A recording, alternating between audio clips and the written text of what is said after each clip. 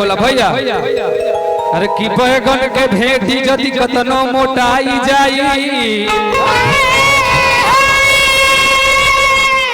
बराबर दाना में जइबो लेकिन भेंटिए कहइबो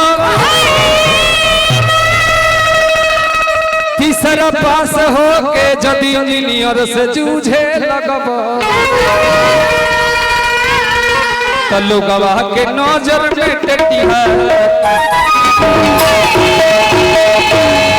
कमजोर हो के दे देबो जदी परियार के गाली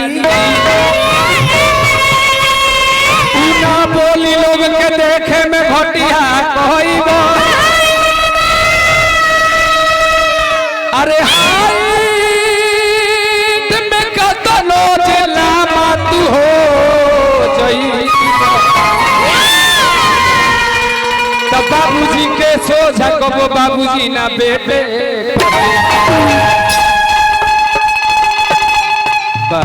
एगो गीत गवना आज के कैसन हो गइल बा कैसन ओ पर विशेष ध्यान देवे के बा हमनी के शहर बाजार में जाता नहीं के गावे खातिर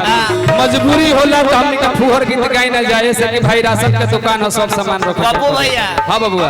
गाना रहल बा कि हाउ वाला फील द आजकल गाना आइल बा कि धीरे धीरे फील द खुदारी से छील द जेसीबी से आज भर रुक जा मड़ई में ढूक जा हाउ वाला चूस जा हम एगो गायक गाना गइले रहे बबुआ बनती हो सावन में वो गीत आई रहे ब्यास के अरे की भोला पियर हो जइबो पियर पियर पियर आ छोड़ गांजा मारो पियर ना तो पियर हो काहे सब जने उजे चल गेलियो हम तो बुझाता कि इज्जत चांदा मांगे आइल बने चांदा मांगे नहीं आई है हम तो बुझाता कि सरस्वती जी के मूर्ति धइले बनी इज्जत चांदा ले आइल वो सब रसीद काटने वाली है ई गीतिया कब हम सुननी हम कहले रे अरे भाई 20 के प्याला पी गइले नीलकंठ कहा गइले 20 के प्याला पिए से देह नीला हो गइल आ उ आज पियर होता रे चिलम घिंचे अभी उ हम सुनल ही रही तली के एगो दोसर गा देता कि भोला पातर हो जइबो पातरे पातरे त गांजा खींचो दे के आतर ना तो पातर हो जइबो क्या बात है धन हरे गाना बजा पैसा काहे देता नहीं मरदे और रुपया हमने के दे बबुआ हमरा स्कूल के मास्टर साहब देखिए कुछ फालतू ना मास्टर साहब हां मास्टर साहब आशीर्वाद भेजवले बने चरण में बार-बार नमस्कार जय जयकार रही आशीर्वाद की इच्छा रही हां मास्टर साहब ने बने हां गुरुजी हां गुरुजी तो हां वाला शुरू कर देना गाना अरे की आज लाजो के लागो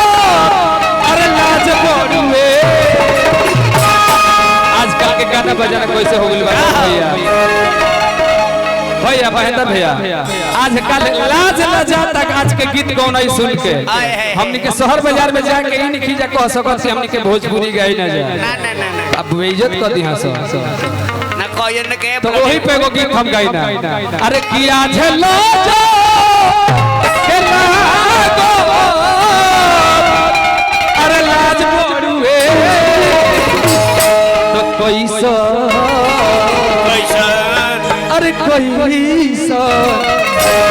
अरे कैसन गाना बजाना भइल पड़ुए गाना बजाना भइल हाथ पड़ुए लाज पड़ुए लाज पड़ुए कैसन गाना बजाना भइल हाथ पड़ुए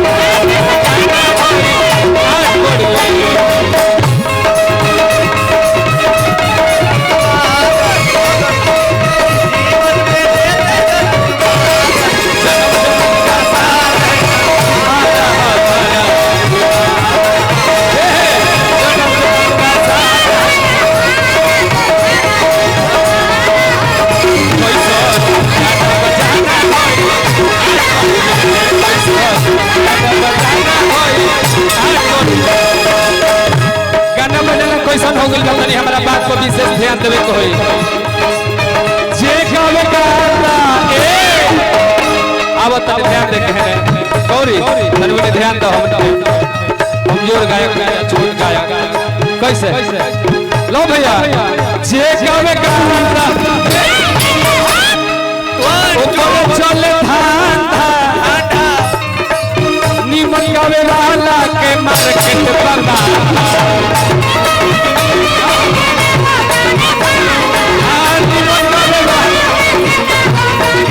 जे गावे गांधा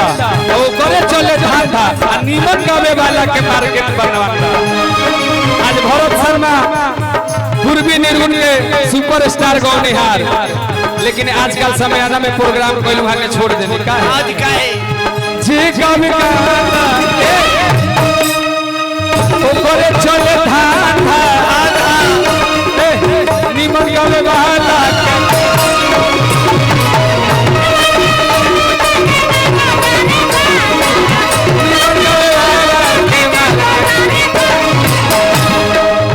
हम जानता नहीं कि हमारा गांवों के लोग ढेर लोग राजी हथ होई हम भी के कौन है बबुआ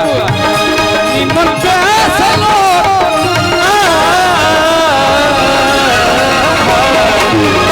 निमन प्यास लो छिलो प्यार पड़ुए निमन प्यास लो छिलो प्यार पड़ुए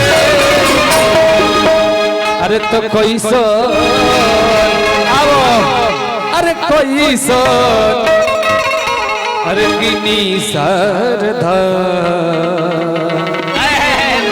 सारे गमारे सर मपधानी सर तो कोई सो गाना बजाना भई आज बड़ू